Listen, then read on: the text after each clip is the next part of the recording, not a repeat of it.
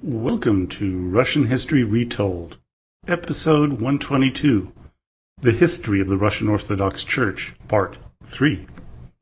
The piece of music you just heard was again from the Russian Orthodox Church in Kiev, and its title is "O God, Forgive Me." In today's podcast, we're going to learn about the synodal period, which goes from 1725 to 1917, and the dawn of the atheist Bolshevik rule. The post-petrine state of the Russian Orthodox Church, commonly known as ROC, was a mess. The people in the countryside couldn't understand all the changes going on, which shattered their belief system. The life of the peasant was a miserable and tough one.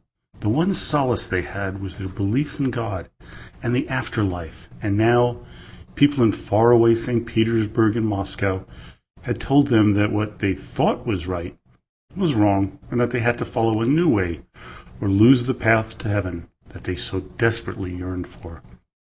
Because of the changes, we see the rise of a whole slew of diverse sects, like the Christovician, Ikonobortsi, Dukhabors, Judaizers, and Molokans.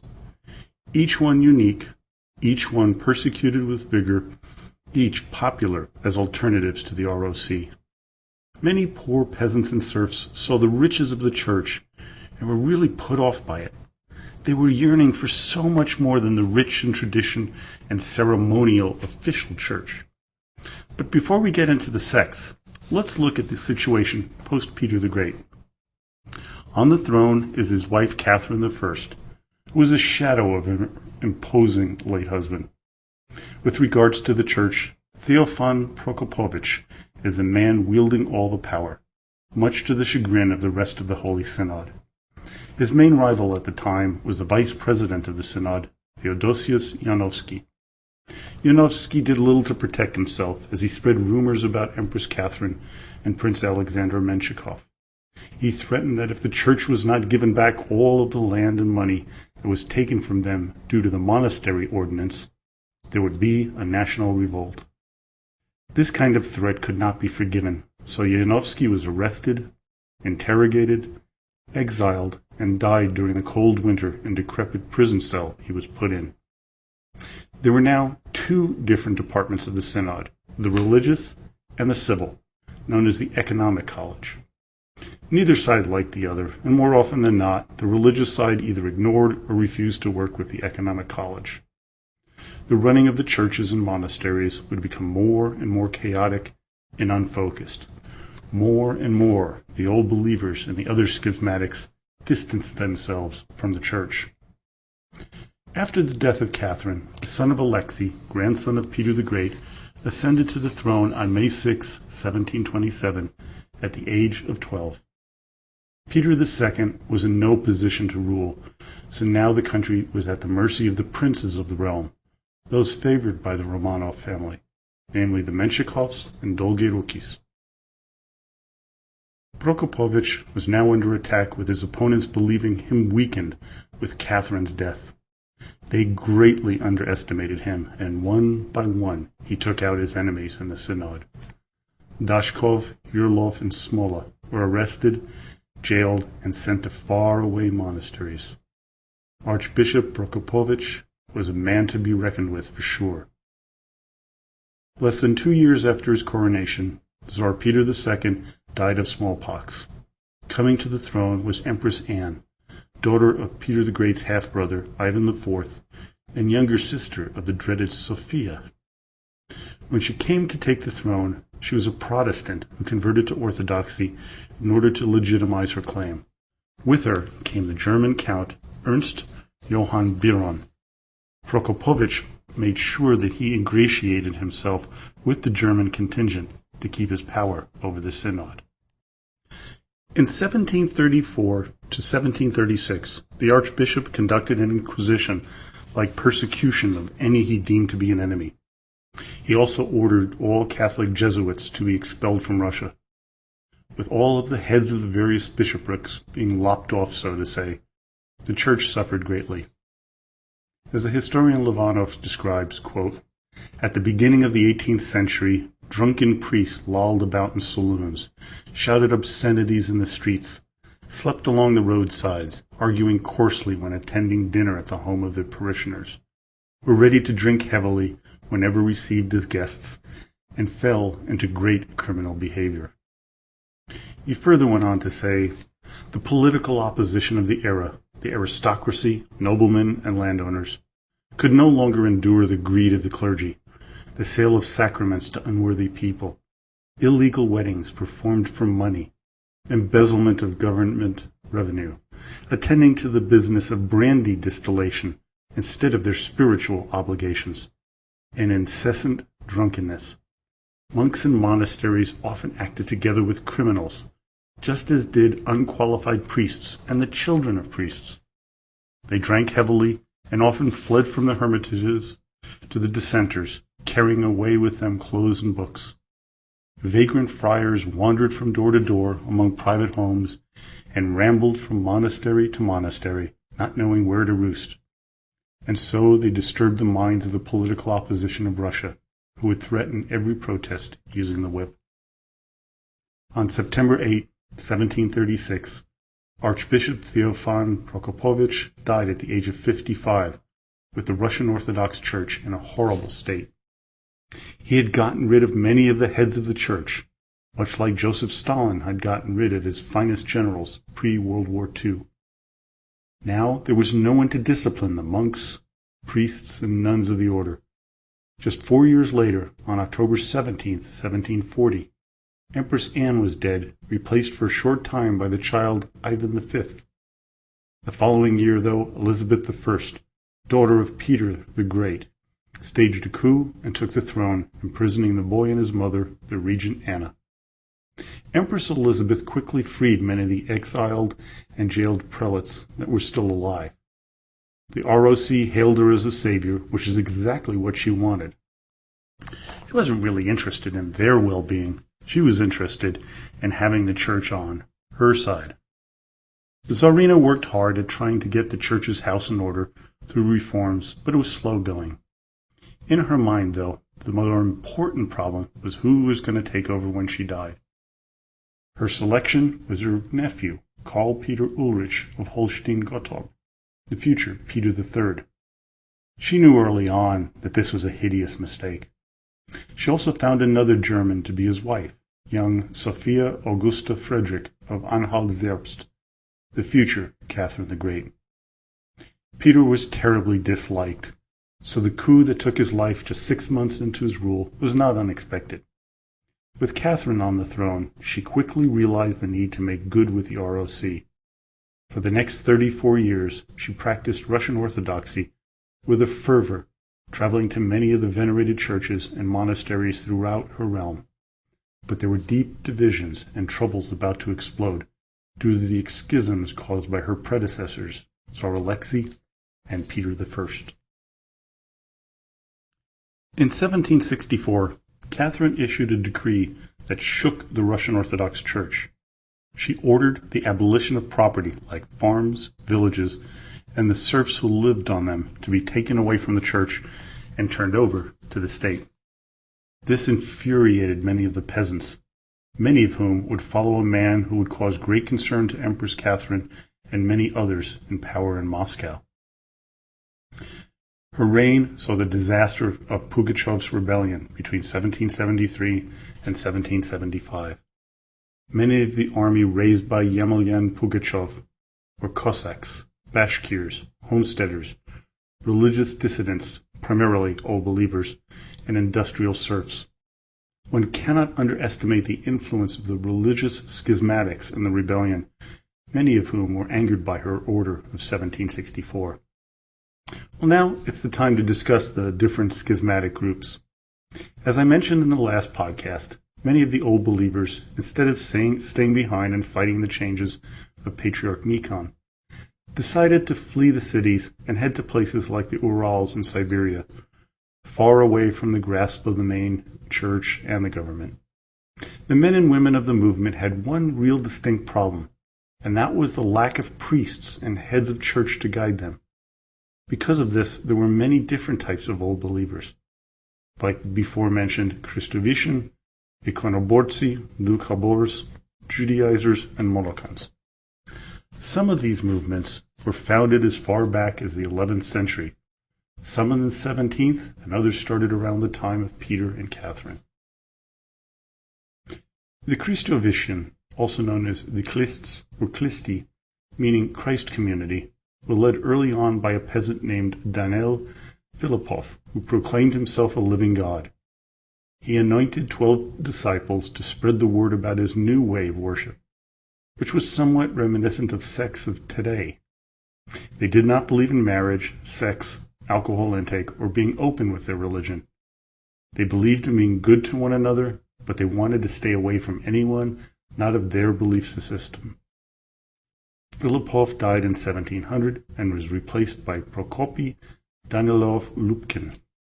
As Lupkin traveled from monastery to monastery, he was able to recruit many a monk and nun to join his ministry. The meetings of his followers were in something called ships instead of churches. Gathering steam, Lupkin and then his successor, Ivan Suslov, began to get the attention of the authorities, both civil and religious. Over the following 100 or so years, the Christovician movement's membership ebbed and flowed, depending on the severity of the persecutions of their followers.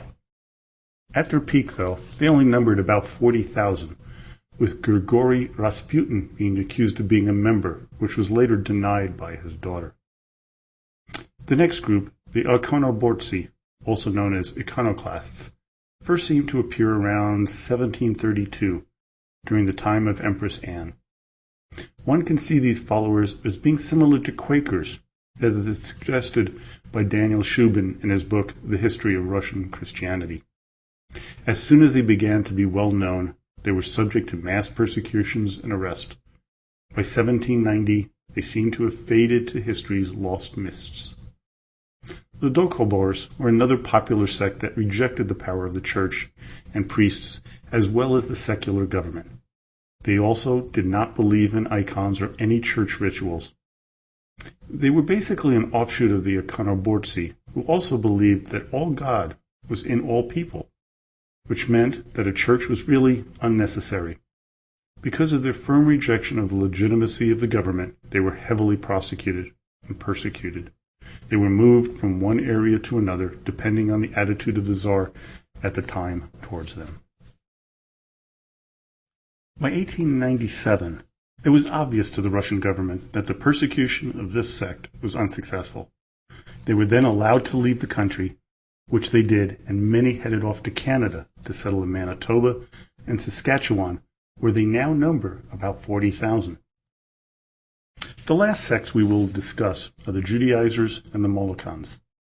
It would be a mistake to call the Judaizers Jewish, as the ones in Russia never really followed the Talmud. What they believed in was the Old Testament, as well as rejecting the divinity of Jesus Christ. Beginning in the 15th century, they had numerous adherents, but never grew large enough to draw too much attention from the Russian authorities. Over time, they would be assimilated into the Molokan sect. The Molokans had a long tradition, starting somewhere in the 11th century, as an offshoot of Nestorian Christianity. They were strictly a pacifist group who rejected the authority of the ROC. They, like the other sects, were constantly being persecuted by the Tsarist government, but with little success. By the end of the 19th century, there were estimated to be about 500,000 Molokans in Russia. When the Soviets took control, many fled the country, with a large contingent heading to Los Angeles, California, led by F.M. Klubnikin.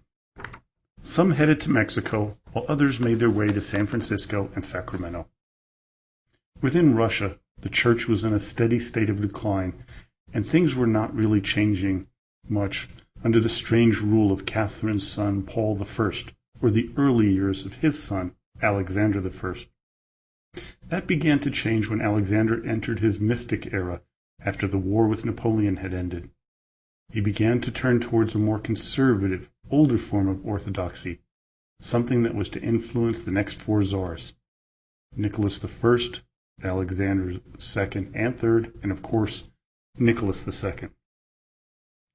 Alexander I became so engrossed in the Orthodox faith Many believe that instead of dying in Taganrog on December 1st, 1825, at the age of 47, he instead became a monk known as Fyodor Kuzmich.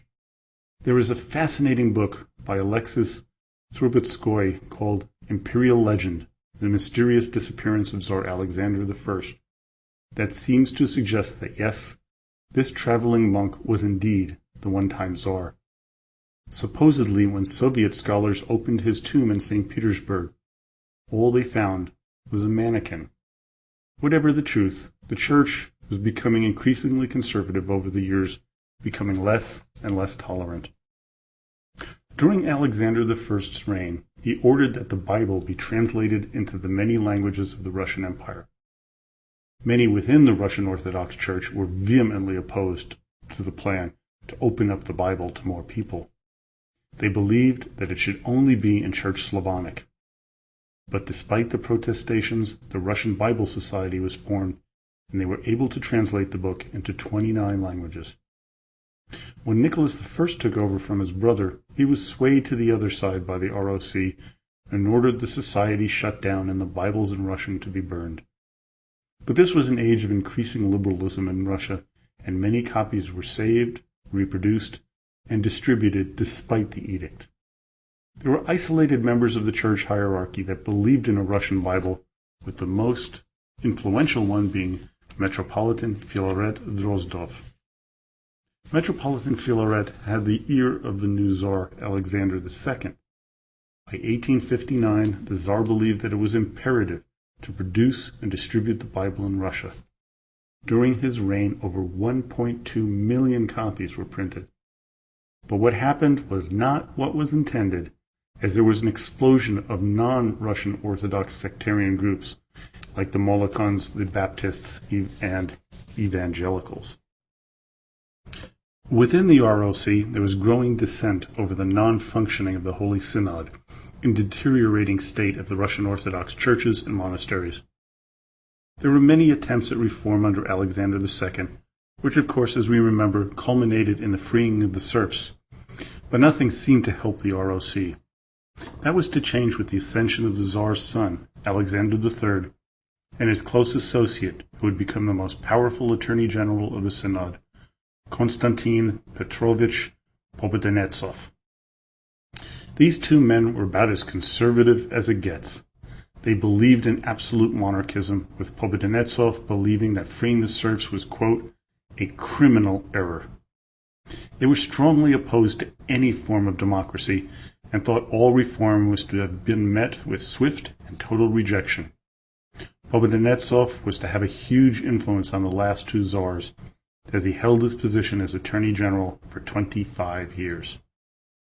His position on the ROC was very firm and is best understood with this passage from his memoirs. Quote, out of the multitudes of religions, the state adopts and recognizes one as the true faith, which it maintains and protects exclusively to the prejudice of all remaining churches and religions.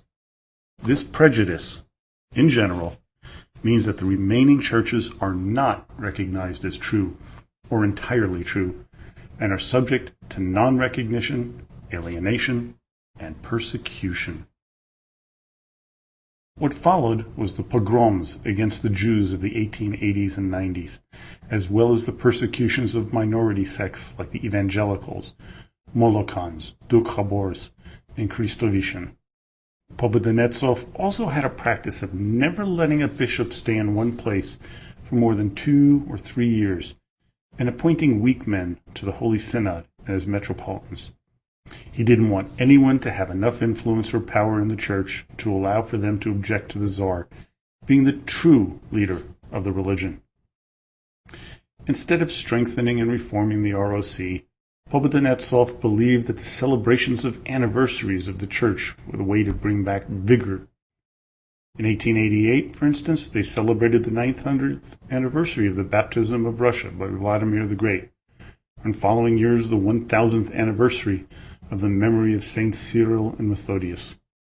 But there was no hiding the fact that the Russian Orthodox Church was in dire straits, but few were of a strong enough conviction or brave enough to oppose Pobedonostsev.